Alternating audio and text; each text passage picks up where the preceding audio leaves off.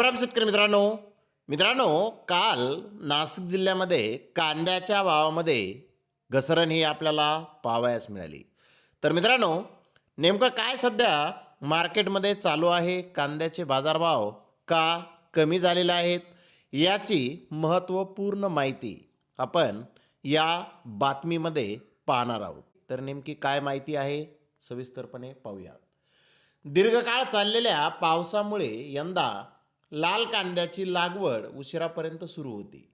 परिणामी उत्पादनात वाढ झाल्याने नाशिक जिल्ह्यातील 17 बाजार समित्यामध्ये कांद्याची आवक दुपटीने वाढली आहे. 2 दिवसापूर्वी 2.5 ते 3 लाख क्विंटल असलेली आवक शनिवारी थेट 5 ते 6 लाख क्विंटलवर पोहोचली.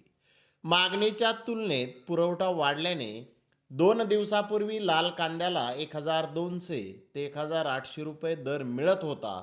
मात्र शनिवारी तो 800 ते 1,300 रुपयापर्यंत खाली आला. लाल कांद्याची साठवणूक क्षमता कमी असल्याने शेतकऱ्यांना मिळेल त्या दरात कांदा विक्री करावी लागत आहे. नाशिक जिल्ह्यातून कांदा बिहार, उत्तर प्रदेश, कोलकाता, दिल्लीसह विविध राज्यात पाठवला जातो. परंतु सध्या परराज्यातील मागणी घटली असून जिल्ह्यात आवक मात्र वाढली आहे.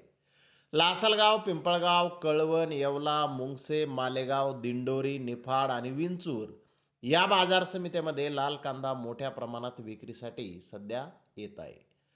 नाशिक जिल्ह्यात खरीप, लेट खरीप आणि रब्बी अशा 3 हंगामात कांदा लागवड केली जाते. लाल कांद्याची टिकवण क्षमता केवळ 5 ते 6 दिवस असल्याने शेतकरी तो तातडीने बाजारात आणतात. एकाच वेळी आवक वाढल्याने दरावर परिणाम होतो. आंतरराष्ट्रीय बाजारपेठेत पाकिस्तानचा कांदा कमी दरात उपलब्ध असल्याने भारतीय निर्यात मंदावली आहे.